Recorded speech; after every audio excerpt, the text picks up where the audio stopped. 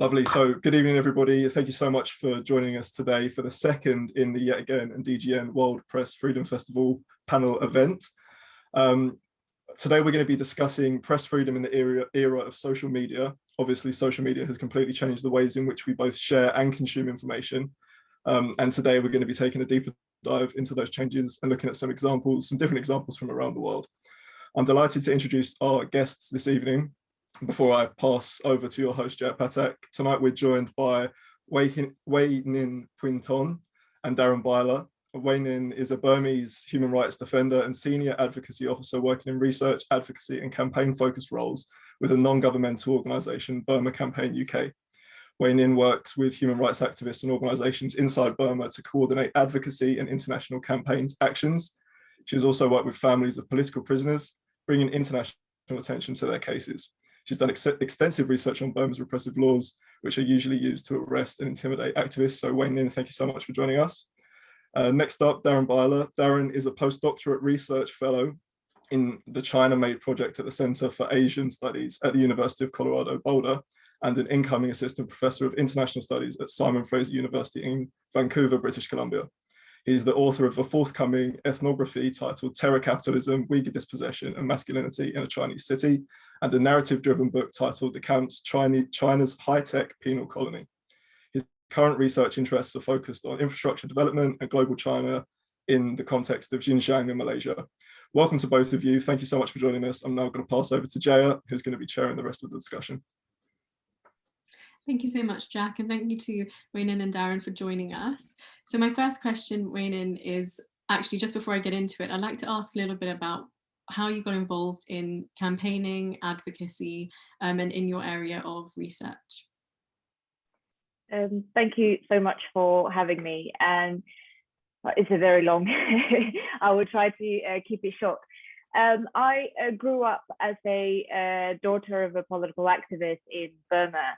And when I was 5 months old, he was arrested, and I didn't meet my father until I was 4, and it was in insane prison in Yangon. So my interest started very young because I didn't know who my father was or where my father was. And as I got older, I got to understand why he was behind bars and why he had to fight for democracy in the country.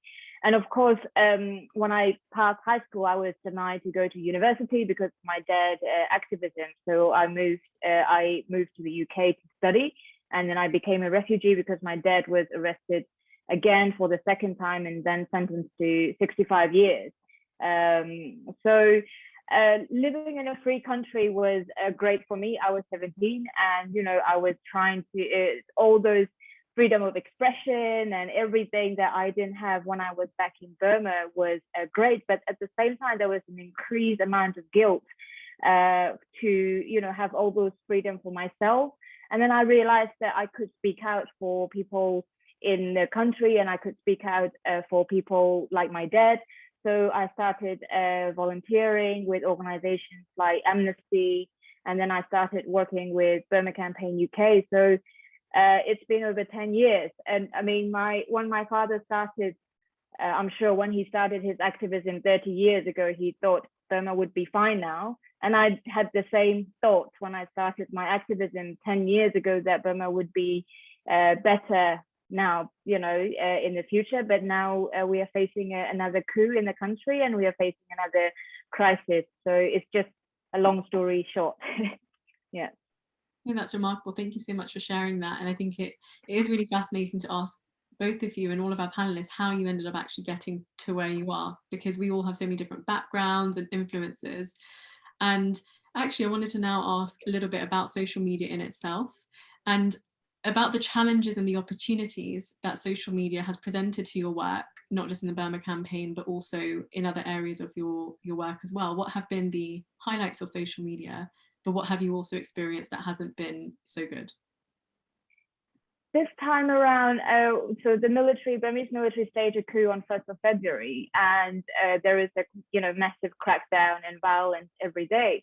And this time around, the difference with from a 1988 uprising and 2007 uprising is the social media. It's the, you know, in terms of sharing information, in terms of mobilizing and getting the information of human rights violations on the ground out to the media, it's much easier. And every day we are getting footages. So it's one positive. But of course, there are always negative with social media. It's the ground to increase fear for people. There are so many false news going around and say, you know, you will be targeted. So that there are people using it for bad means as well.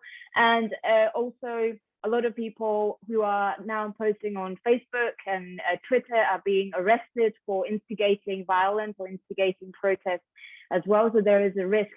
But I think this time around, in terms of flow of information, the military is really struggling to stop that, and it's partly because of social media. That's amazing. Thank you so much. And Darren, I'm going to move on to you for the next question. So similarly, actually, it would be great if you could tell us a little bit about, you know, some of the work you've done and how you ended up researching this particular area. Yeah, well, my story is less interesting than Wan Yin. I'm a white guy from Ohio, which is in the middle of the United States, and I wanted to go as far away from there as I could when I was growing up, so I found it quite boring. And I was an undergraduate student studying journalism, studying photography, and I had a mentor at the university who had worked for National Geographic and was really pushing me to travel abroad and see the world. And so I went to China and to Southeast Asia at that time. It was 18 years ago. Didn't know much Chinese, but traveled all over China and went to the Uyghur homeland, which is in Northwest China, and was really taken with the landscape. It's a desert.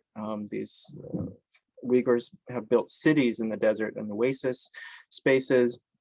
And as a photographer, it was a great space to take pictures and to really see a vibrant street life, a native society that was still really intact and was just beautiful. And as over time, I learned Chinese, I learned Uyghur, and went back to that region and started to do field work. And I met lots and lots of young men who are coming to the city as migrants to try to find work and really to flee forms of police brutality in their villages and in rural areas in general. And I became really close friends with a lot of them. And through those experiences and sort of sharing life, I learned the sort of systematic forms of oppression that confront them, the way the state and Chinese settler society, the Han folks that have moved in are starting to take over their homeland. And I also saw how they were using WeChat, which is a social media app that's allowed in China, to really organize themselves and find jobs, to explore sort of religious culture and their own history. And you know, for a few years, they were using Uyghur language on that app. And it seemed as though it was sort of open to them because the state wasn't really stopping them from doing anything. But by around 2015-16, the state had worked with private technology companies to begin to assess Uyghur speech. And then over time, they started to distribute what they call counterterrorism swords, which are these devices you can plug into someone's phone and it scans through their digital history, the things they have stored on their phone, looking for flagged materials. And you know, Uyghurs have a long history of conflict with the state, mostly because of police violence, but in some cases, you know, actual attacks on civilians. And that has been used as a way of framing Uyghurs in general. The crimes of a few have been used to target the entire population. And so many of the people I met in 2015, these young men have disappeared into camps because of, in many cases, their digital activity. So that means that I first was studying kind of the positive effects of social media and now the negative consequences of the way that it can be used as a tool of surveillance. And so that's really how my research has moved forward. Thank you so much. That's incredibly fascinating, and it's so awful to hear that you know, a lot of the young men that you spoke to have now disappeared, and I think that shows the scale of what's happening to the Uyghurs. It's absolutely unimaginable. In terms of your research, how do you think sites like Twitter in particular have helped or have impacted how research is spread online? Because when I got involved in Uyghur activism a few years ago, a lot of the information I was getting was from researchers and academics on Twitter. It was seeing what reports they were putting out, their tweets, updating us. do you think that when it comes to reporting about the atrocities being committed by the Chinese government, Twitter has been really useful? What are the drawbacks? I know that a lot of people, you know, have really sad experiences with trolls and all of the awful stuff as well. If you could just maybe shed some light on that. Sure, and Twitter is a great platform for presenting sort of the beginnings of stories or the key details of things that you're finding in the research report. And so, yeah, as researchers, we've learned how to post threads and things like that. I think that it's really the beginning stage of amplifying these kinds of stories. So you really need to capture the attention of mainstream media in order for it to really begin to circulate at a broader level. And Twitter, I think, enabled us to do that to a certain degree. It's also allowed Uyghurs themselves that are in diaspora to begin to amplify their own voices and to, you know, build campaigns or to have certain tweets go viral, those sorts of things, which are great in building solidarity. Of course, it's, you know, there's trolls on there as well, and they're using it in opposition to what we're doing. Some of them are sponsored by the state, the Chinese state, and those are more like bots typically that will attack a researcher for a period of time until Twitter takes that swarm of bots down. In other cases, though, it's sort of misguided leftists who have embraced what they think is a Leninist framework of thinking, and also thinks that the Chinese government is a socialist government. And are really misinformed about the situation in Xinjiang and are really doing a great deal of harm. I mean, they're presenting a kind of cruelty and inhumanity towards Uyghurs that is really kind of breathtaking and shameful. And we see it exposed on Twitter. So that means that they're leaving a digital record of the positions that they've taken. And I think history will show them, you know, where they've been wrong. Yeah, I think it's actually quite interesting to also see how the Chinese government use their Twitter profiles. So, you know, you've got the Chinese embassy tweeting out horrible things, you know, around women independence, and that was in the States. Here in the UK, we had, during the genocide amendment campaign, we had an ambassador from the Chinese embassy tweet at our parliamentarians, and it's quite ironic, you know, the way that they use their Twitter profiles and social media in the way that so many of you know, people who live in China cannot. And I always find that really hard actually to look at, because it's really frustrating. And actually I wanted to ask a little bit more sort of about the relationship during the Rohingya genocide. So Rohin, you could probably answer this one, and Darren, feel free to chip in as well if there's anything you want to say. There was a lot of news about how Facebook was used during the Rohingya genocide, and I don't want to give too much away. I was actually hoping you would be able to sort of explain it in a way that people would really understand the role that Facebook played, whether it was, you know, a significant role, a smaller role, because it has been a massive topic of conversation, you know, in a lot of our parliamentary work here as well in the UK. You know, MPs have been talking about it, and I think it's really important to discuss. Definitely, yes. So when it comes to Rohingya, it's a very complicated issue in Burma, and also you know, there is a deeply rooted hatred and prejudice towards Rohingya minority in Burma. They've always been seen as a immigrant or a Muslim who wants to establish their own Muslim land and take over the you know, parts of Burma.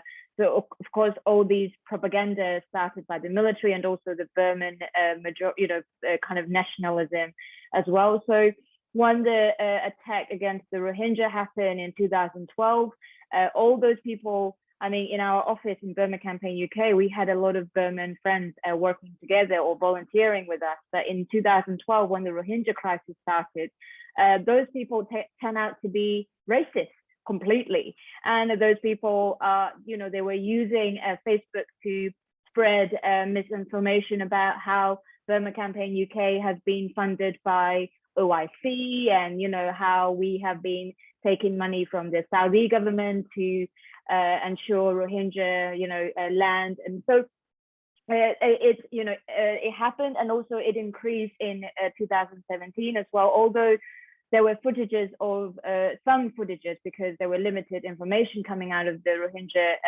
Rakhine state at the time, but people were saying, "Oh, these are fake." Rohingya, even I think it's now the humanitarian minister for the new government said, "Oh, these footages are where Rohingya burning their own homes and pretend that their houses were being burned down by the Rakhine Buddhists." So it's being used to fuel anti-Muslim sentiment and anti-Rohingya sentiment. So it was huge. And the problem we faced in 2017, and now I think Facebook is better, but the problem we faced was that Facebook wasn't monitoring all these anti-Muslims or anti-Rohingya sentiments. And there were, for me, as part of, I'm a Muslim. So because I'm not Rohingya, but I'm a Burmese Muslim, but because of my religion and because of what I do, I get a lot of rape threats and, death threats from even the people that I know. And that's partly the reason I stopped using Facebook until the coup started again in February, because it just, it kind of sucked your energy out of the whole thing. But now people are, when the coup started in February, people started apologizing to say, "Oh, we were wrong about the Rohingya. We didn't stand up for Rohingya genocide and we apologized," and etc. But just today, there were a huge anti-Muslim sentiments again on Twitter between Burmese people, because they're using this platform to say, "Oh, Rohingya, yes, they should be given citizenship, but not now. We just wait and see." And so social media, I think, is good to amplify voices of activism, but also it's amplify the voices of hatred and prejudice as well, sadly. Yeah, and I think actually looking at what's happened with the coup, there's been an incredible social media movement in support of what's been happening, and in particular, I think Milk Tea Alliance, that's been such a huge part, uniting different groups from across the region, across Southeast Asia, and all of that. And I've had some people say to me, "Well, Jaya, what it really is the benefit? Are these just hashtags? Are they just emojis that we put online? Where does this have a tangible effect?" And I do a lot of work on the Uyghur campaigning here in the UK, and I will obviously be the first person to say, "Well, actually, it is really powerful," but I would say that because I'm an activist. It would be really interesting to hear both of your thoughts on what we could say to people when it comes to the use of Twitter and hashtags and building movements. Are they powerful? Are they useful? In what ways do they actually hinder progress if they do? Or are we on a good trajectory with what we're doing when it comes to social media activism? Shall I? I think hashtags are useful, but I think you need to be consistent. So when the coup started, there were a lot of hashtags going around, so people had to, and also because the military banned Facebook in Burma, and it's still being banned, so some people are using through VPN, but now a lot of people moved to Twitter for information and stuff. And then what we have is a lot of false news, because Burma is a country that the rumors spread very easily, and social media kind of encouraged that. So when someone say, "Oh, this person's being arrested," rather than believing it, we have to trace back to the actual source of whether this is the real news or not. And also we have to encourage people to just keep, using one hashtag. And there were a lot of kind of social influencer, and there were, on Twitter, people with a lot of followers. They had to teach people from Burma how to actually use Twitter, how to make it snappy, and how to make your news efficient so that it can be picked up by the big media as well. So there was a lot of big educational campaign going on as well. But I think I think people are learning as we go, and I think there are official way of using it, but a lot of the time we've seen with some Burmese activists, it's like not that efficient, I would say. I can add something to this question as well. So I think one of the advantages of social media and building networks in this way is you can amplify voices of people that need their voices amplified. And you can also, I think, convey sort of images that become viral, and typically that's a kind of iconic image of something that's really key to the situation that you're trying to describe, and that I think that sort of virality can really expand the reach of and the audience for the people that are discussing the thing that's the focus of discussion, and so that's important. Typically, though, they're often kind of move in waves, or they, it might be something that is in a topic of discussion for a week, but then the next week is on to something else. And so it's really important that you maintain a conversation, and that you maintain a consistent presence, and being consistent in message is really important too. So I think when it comes to like building solidarity with activists, I think there should be some grassroots sort of training in best practices, and I think that would help to have more kind of coordinated efforts that are sustained over time. Sure, I just wanted to jump in here quickly and ask you both. Obviously, we've spoken a lot about misinformation on social media sites. Do you both think that whether it be governments or the social media companies themselves are doing enough to monitor and regulate the misinformation that's being spread? And do you think that they could be doing more, whether it be those governments, the international community, us as activists, or the social media companies? In terms of social media, so at the moment, Facebook is hosting over, I think, 12 or 13 military pages. That's the pages that military promotes their propaganda, their news, and also their products, selling their products. So we approach Facebook, and the US put sanctions on that, but Facebook said that it doesn't apply to their company. So we are trying to find out how we can stop Facebook from doing that, because we don't want those misinformation military websites being hosted by the social media, of course. But I don't think Twitter and Facebook removed Mei Online, the head of the Burmese military page, and they did a certain level of restriction for military, but I would say it's not enough what they've been doing, and there are more that can be done. And I'm sure it will be the same with China case as well. Yeah, absolutely. I think Twitter and Facebook are aware of the issues here. At least they have some awareness, and they've met with leaders in the Uyghur community. But it seems as though they respond in a pretty piecemeal fashion. I don't think they obviously don't have enough staffing or systems in place to really look at this in a comprehensive way. And so it's really when something passes a certain threshold, then they might actually look at it. But in general, they let it go, I think, pretty unabated. And they respond. They bear responsibility for what they're doing. I mean, they want to increase market share by entering these new language markets, and in places like Myanmar, I think like Facebook is basically the internet in a lot of ways, and so it is really important for them to maintain that presence, but that presence comes some responsibility, and they really need to take that into account, and yeah, certainly not enough yet. Just to follow up on that as well, if I can, if the social media companies themselves aren't doing enough to be proactive, do you think the onus is on governments or international coalitions to come forward and sort of demand change? Or have those social media companies, this is something that we discussed in our first panel, have those social media companies become too big to be able to regulate? And then if so, in what ways can we work to combat that?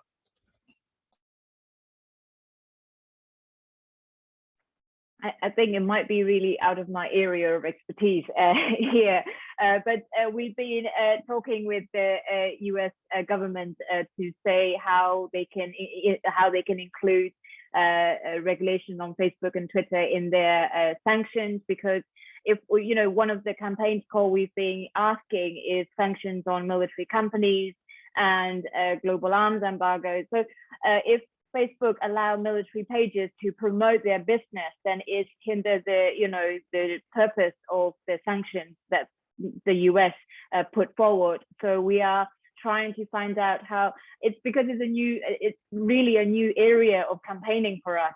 So we are trying to find out with law firms and how we can actually push Facebook and how we can work with a State Department and, to put pressure on Facebook and Twitter. But then, like you said, they are powerful entities and they have their own regulations and mindset. So it would be the test case for us. If we win, great, but I don't have much hope for that, to be honest.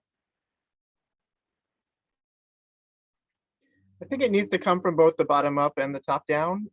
So we need grassroots organizing around this issue from like a consumer perspective, probably, but probably more importantly from the worker perspective. So people that actually work in these companies, like I have friends at Facebook and at Google and other places, and they're really concerned about these things, and they're like trying their best within the companies to push back, but they have limited power from their positions to do so.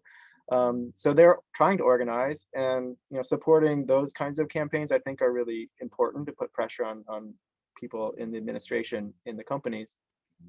At the same time, like what those CEOs say is that, well, the other companies are doing it, so we should too, or like, why are you holding us to a special standard? Which is kind of terrible. And so I think that's why we need kind of top-down regulation as well. We need a multilateral body of some sort that would regulate these things on a company neutral, country neutral basis. And that's, I think, how we start to have change. But that's also something that would take political will, would take a lot of organizing, and I don't see it. Thank you, guys. No, that was really insightful. I think one of the issues we had, I think that a few people mentioned was, government should be doing more, but then how much we want government to actually be doing, then it starts becoming a political thing, right? Then they start influencing the way our social media companies run, and it's an absolute mess I think we've landed ourselves in. So I actually wonder what it will be like in 10, 15 years time, when like the younger generation of kids are more exposed to social media and how they work with it. And the onus is sort of on our generation, Jack. I think this is why our organisation started. We said we need to actually take control and do something to support people and the movement. And in terms of research as well, Darren, one of the sanctioned individuals here in the UK by the Chinese government after the genocide amendment campaign was an academic, and she spoke a little bit about her experience, sort of talking about her work and her research. And this was quite a scary moment for a lot of academics and researchers, because to be sanctioned for simply producing academic work, I mean, it's unseen. It's not unsurprising that the Chinese government would do something like this. Do you feel in any way nervous or apprehensive about the future of academics and researchers when it comes to the issue of being sanctioned or facing these consequences from the Chinese government or similar governments or entities?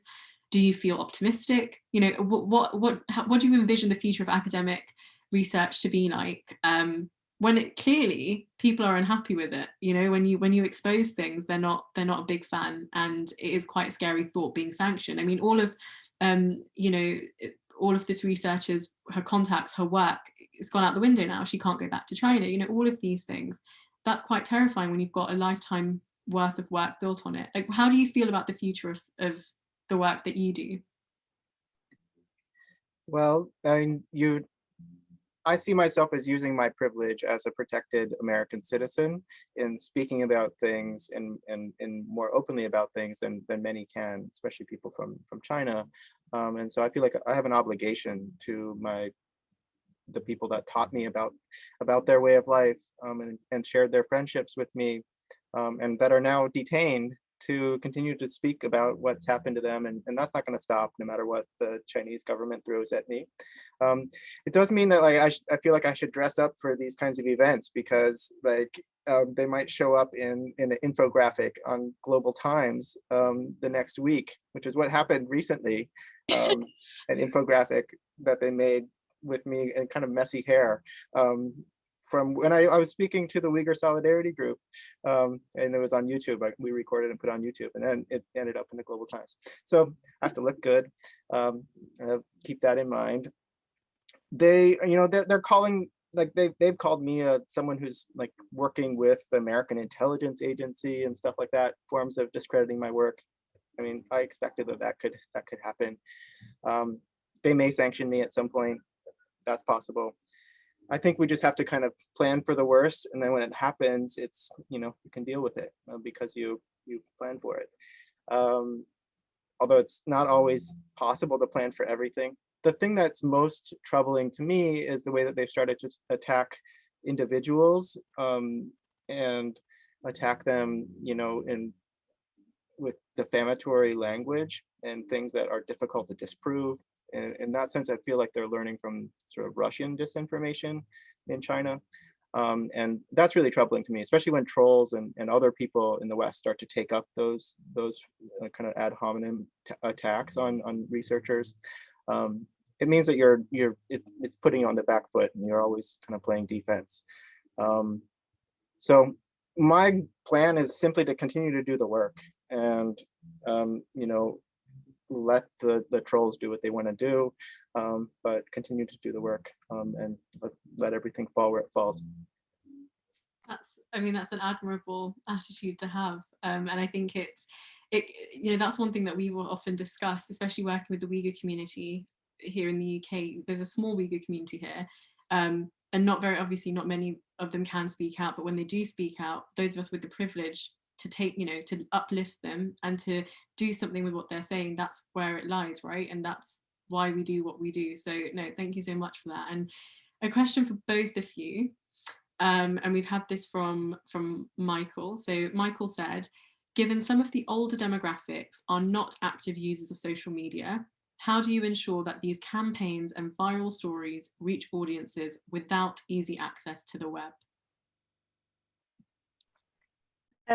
So for cases with Burma, Facebook has become an internet, like Darren said. So everyone, even my grandmother, who has difficulty calling me on Viber, know how to switch on Facebook and how to find news and how to share posts. So of course, it's not easy for most of them. And also what we are talking about is the people in city area. People in rural area, in ethnic area, they don't necessarily have internet, or they don't necessarily have mobile phones. So it's the younger generation who is spreading information. And now we see, even in this, you know, in the midst of coup, there are some villages in a very rural area. They feel like they are not being touched by all these violence and all these, you know, craziness going on in the country, because they had no news you know, coming to their villages. They had no idea what is going on. So I think this time around, for the uprising in Burma is led by the younger people. So I think although the older people are aware of what's going on, they are not the active participants of the movement. It's the younger, from, you know, 30, I think the oldest would be 40. You know, and then mostly is we call Generation Z taking part and leading the movement. Thank you so much. Darren, do you have anything you want to add to that? Sure. So, you know, sometimes when I give a talk, so someone with more wisdom in their hair than I have will come up to me afterwards and with like some clips that they've cut out of a newspaper, and they want to like show me something about something that's happening in Xinjiang. And I think that that's great, because I think people are getting news from mainstream sources, at least around the Uyghur issue. They maybe aren't responding to viral things that are happening online, but because the story really went mainstream in kind of regular media first, I think a lot of older folks actually have more knowledge of what's going on and more kind of truth-based knowledge than some of the folks that are getting things online that they're not sure about, where they, you know, they're not reading the New York Times. It feels like the younger generation has a lot more distrust for mainstream media than people that are a bit older, at least in the US. So that's something that's happening. We've also, I think, giving talks at senior centers and other places is another way of sharing the news. And that's working, I think, for the Uyghurs to a certain extent. There's always more to do, but I feel like the older generation is more tuned into this in some ways than the younger. Thank you so much. Jack, did you have anything you wanted to also add and answer that question maybe? Because I know, it's interesting to see what your insight would be, because I know you do a lot of work in. Yeah, I suppose, yeah, I mean, my main thought would be that initially was, do we as younger people who are more directly involved in activism need to, once we start to take more of a leadership role, do we need to start changing the ways that we campaign in order to include the older generations in what we're doing and bring them along, to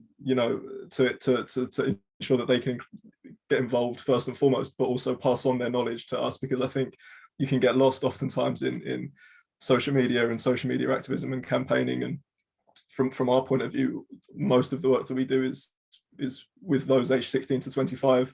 And oftentimes we aren't engaging in that dialogue with older generations. And so that's probably something that we need to think about more widely with these campaigns, is ensuring that we include older generations. And then maybe, I don't know if anyone has any thoughts on how we could possibly do that.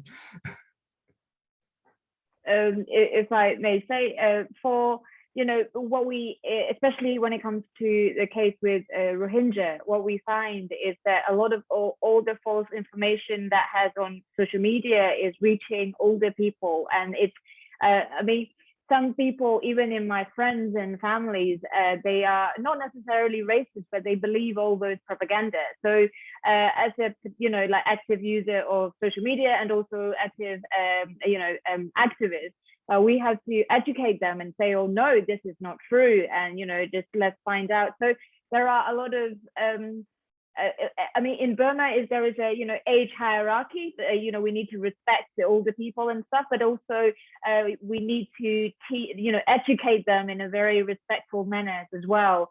Of course, mainstream media in Burma is very heavily censored, and also now it's getting worse. And what we get on Facebook and stuff might not be reaching to those older people. So it's our duty as well to spread the news and let them know what's going on and what is right and what is the false news as well. So I think it's a bigger duty for a younger generation to do that. Thank you, guys. And I actually had somebody DM me a question on Twitter, and they said, if I could ask both of you, do you think that the future of activism and research and advocacy must include social media, or is there any possibility in any world where we don't need to use social media to build effective campaigns? And it's quite interesting when you look at it, depending on like the demographic and the region and those little things, because there will be areas which are more remote or may not have access to the internet, in which case social media may not even be something that they rely on heavily. But our generation is a social media generation. All of the big movements, when I was 11 or 12, for me it was the Arab Spring. I was following that religiously in my summer, and it was through Twitter, it was through Facebook, it was through Reddit. I don't know anything other than social media playing a part in these movements. Have there been movements where social media hasn't played a part? Do you think we can learn something from that, or do you think social media has to remain an integral part of our future campaign? It's a complicated question. Personally, I stopped using social media since 2018. I was just I would just go to monitor what's going on, because there were so many threats going on, so I stopped using it. And I use Instagram to see cats mostly. But what I found with this coup is Twitter is quite useful if you know how to use it, in terms of making networks with other people, other activists. So with the Milk Tea Alliance, so we've got network with activists from Hong Kong and Thailand. So we have that network going on, and also to reach people that you wouldn't necessarily reach, like journalists and other, politicians. So because although we do campaign and we have a supporter base and we work with activists inside the country, sometimes social media plays a part in amplifying their voices. But and of course, maybe in the future, it might be I feel that social media might play a bigger role in activism and campaigning. but also is worthwhile to remember that when the military stopped the Facebook and internet in Burma, when there was an internet blackout, it didn't stop people from protesting, and it didn't stop people from mobilizing. So they, people in the grassroots area, they have their way of mobilizing and organizing without social media as well. So I think it's not just a big thing. I think it's just one of the tools that we can use for campaigning and activism. I think it's sort of impossible to think about social movements and political action without social media at this point. We're tied to our smartphones. I think almost everywhere in the world, people are tied to their smartphones at this point. We wake up with them, they're with us all day, tracking our behavior. What I'd like to see is, I'd like to see companies designing for social justice, designing tools that would protect people as they organize. Of course, they can be organized, they can be used for really negative things as well. I mean, we've seen that in the US with like Parler and Signal and other apps that do a lot of really good encryption stuff, but then, protect the white nationalists too. So there needs to be some, ethical thinking that goes into the design and in the regulation of the app itself. How do you design for democratic change and for social justice? Those are questions that I think this generation, you all need to think a lot about, and as you move into your careers, like, do that work. You have to save us from ourselves. I was talking to this at a conference at MIT, and like the then director of the media lab, who was later demoted because he had a bad history. And what he was saying was that things are going to get worse before they get better, and he's depending on the students at MIT to fix things, because like we've designed some tools that are really horrible when it comes to surveillance and things like that, and so now we need to design a better future, and so that's what's going to have to happen. Thank you. And while we're talking about young people, Kirsty asked that lots of attendees on this call are young people, one of the most avid social media user groups.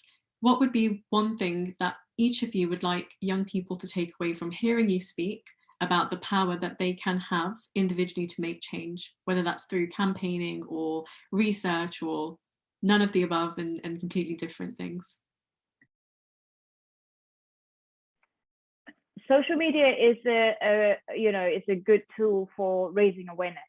Although I talk about Burma a lot because I'm from there and I work on it, but it doesn't mean that everyone knows what's going on in Burma right now. So it's a great tool if you know how to use it properly. It's a great, good tool to use to raise awareness and telling people. And then there are, organizations that you can link to ask your colleagues and friends to take action or to support. So I think, we've been using that to raise awareness. So I think it's one way that you can use.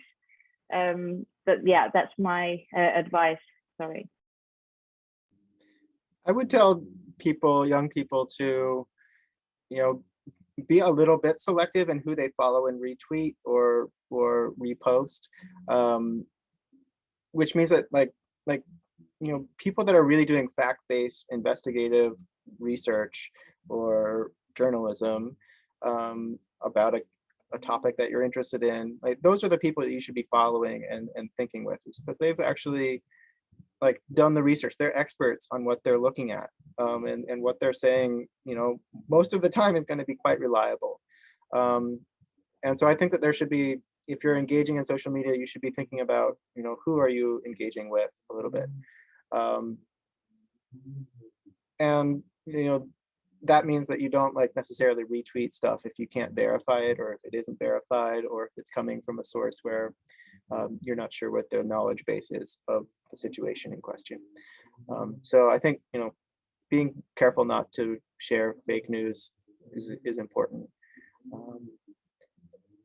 So I think you can use it and use it carefully. I think you should also find some ways to put down your phone and do other stuff too, because it's so addictive. I think that's a great reminder actually, because especially in the pandemic, our lives revolve around technology. And if it's not my laptop, it's then my phone. If it's not my phone, it's my computer, and it's hard to get a break. But, you know, from experience, and Jack and I have had conversations about this, I had Twitter when I was younger because I wanted to follow politics. I wanted to follow what's going on in the world. Never knew how to use it.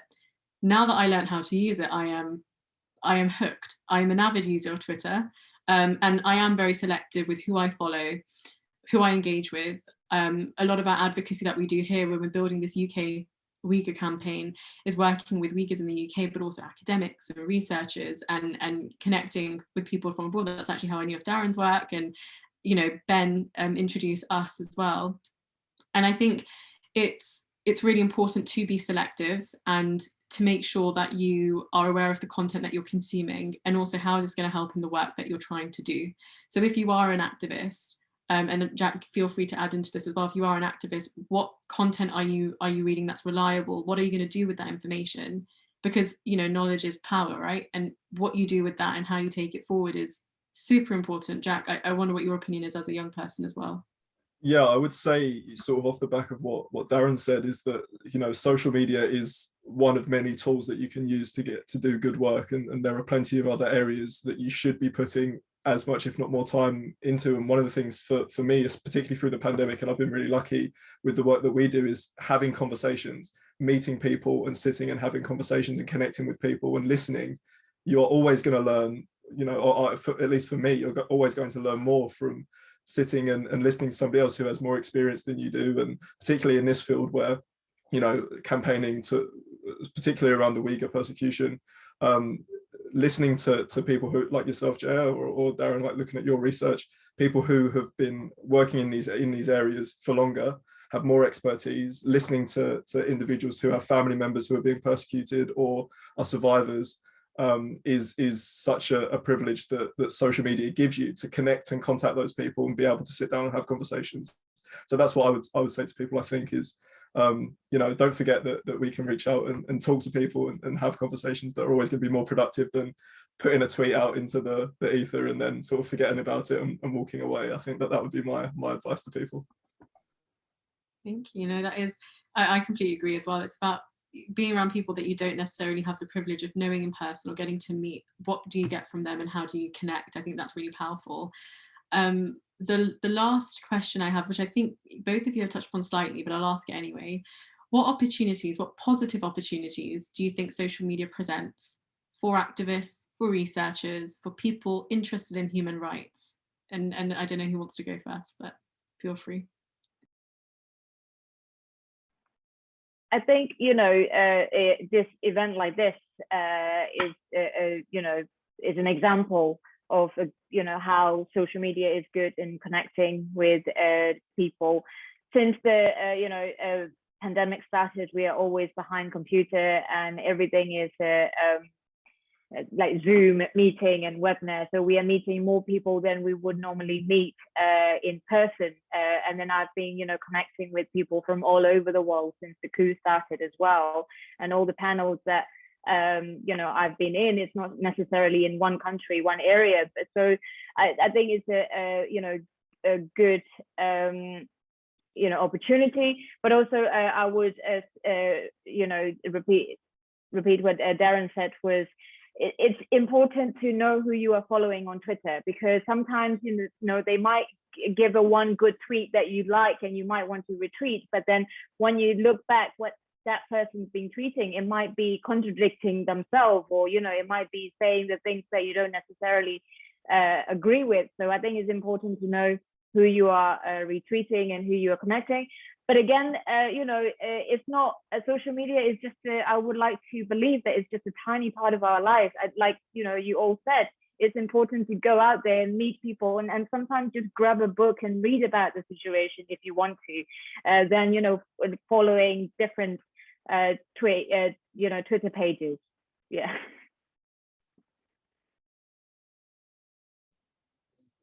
Sorry, you've probably been hearing construction. Now there's an airplane flying by, but I'll keep talking anyway. So social media is really great for organizing across space and building sort of internationalist solidarity. You know, you can put evidence out there start conversations with people around the world, and that's really, really amazing. It's great that it does that. Of course, it's also building sort of English language hegemony, I suppose, as well. So engaging in other languages is useful. I think Clubhouse, which does the more oral based, it's like a giant sort of radio show where people can talk with each other. That's great for building solidarity with people that you might not otherwise be able to speak with, and also to have real conversation that still is like semi-anonymous in some ways too. I was part of a Clubhouse meeting with people in China a few months ago, or 2 months ago now. There's like 4,000 people talking about the camps in Northwest China. A bunch of Han citizens from China that were in China at the time that they were speaking, some from Xinjiang, others from other places. And they were having really open conversations. It was really one of the most cathartic experiences I've been a part of in a long time, to hear these people speaking about what they've seen and really verifying things that everyone already knows, but speaking from an immediate sort of firsthand knowledge perspective. And also people talking about how they had changed their opinion over time because they had seen more and more evidence. Those sorts of things I think are really useful in building solidarity in a space. And of course, they're still temporary. It's still, a selected group of people that participate, but it's still really important. So I think it's important to engage in those ways and to figure out, who you're really aligning with in other spaces, and then build those solidarities. And I see it happening already in relation to the Uyghur issue. So that's where I see the real benefit of social media. There's the attention span issues with it, and how you can only get a soundbite out, or 140 characters. That has some limits in terms of really sharing and getting a deep understanding of a situation. But I think it's the first step in building something that's more in depth and lasting. Thank you. Yeah, the character limit on Twitter, I think, can we ever have a good argument or debate on Twitter? It's always so hard, because if you're trying to combat what somebody's saying and you're coming at like a long thread, it just loses the punch that you get with an argument. But yeah, it's great to hear that. And what we'll do is we will put both your social media handles. Both of you are absolutely fantastic, and I really do mean this when I say it's an honor to speak to you both. And thank you for all of the work you're doing. This really is I was texting Jack before, so I was like, Jack, this is gonna be so cool. Like I'm so excited the whole time, because it does mean a lot. And to those of us as well campaigning on the Uyghur cause and everything as well, following what's going on is really important. I'd like to give this opportunity to both of you, Wynan, just to sort of say how we can support Burma Campaign, how we can support the people going through such an awful time at the moment. What can we do to help? And Darren, if there are any researchers or other academics or people that you think that we could signpost to or follow on social media, talking about the Uyghur issue, that would be great. So for Burma Campaign, we have a website, burmacampaignuk.org, or Burma Campaign UK on Twitter. So there are practical things that you can help. We have a crowdfund page because there are a lot of internally displaced people in ethnic areas. So we are actively supporting them with shelters, food, and other necessities. So if you want to donate, you can go that. But also there are a lot of campaign actions that we put out as well, asking for UK and EU and other governments to take action. So you can help us, amplify the voices from inside the country. So if you follow our Twitter page, you will see what kind of action you can take to help people in Burma. So thank you very much again for organizing this. And it's really a great discussion, and it's my privilege to be a part of it. I would just say that, all of us are positioned differently in terms of our family background, our religious ethnic affiliations, our citizenship status, all of those things.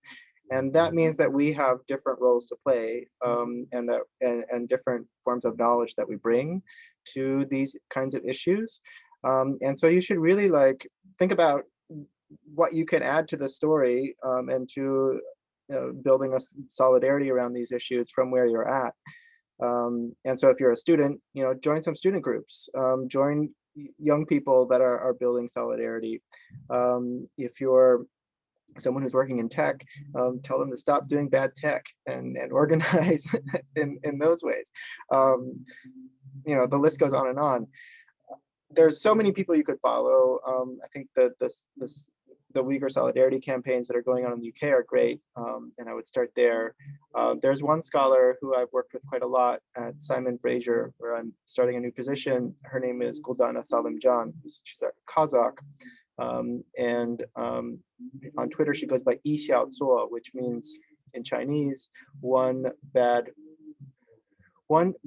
bunch, I think, which is how they talked about people that are should be ostracized in China. So she's like reclaiming that term.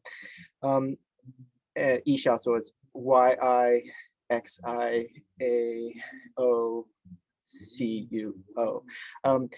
We can hopefully share that. Anyway, she's someone who I think is really key, because she's working in the Xinjiang documentation project at UBC, and really helping to compile some of the best evidence of what's actually going on the ground. And she also runs another website called the Camp Album, which is a space for Uyghurs and others to post art and poetry that responds to what's happening to their families. And so it's a space where people who can't speak openly sometimes at least have a way of lifting up their voice. And so I find it really inspirational. There's many others I could name, but I'll just stop there. And I think that's the perfect place to end, really. I just wanted to echo what Jaya said and say that it really is an honor to have you both come and speak here today. And thank you so much for joining us. And thank you to Jaya for chairing the event so brilliantly. If any of you are interested in joining us for our remaining panels, we have one on Friday and one on Sunday. There'll be an email going out after this event to give you more information, and we'll obviously pass on information about Wayne and Darren as well. You can check out all of the other events, the lives, the articles, the podcasts that we've got coming out tomorrow on our social media pages for our Yet Again and Demographica Network World Press Freedom Festival. Thank you so much for joining us, and good evening.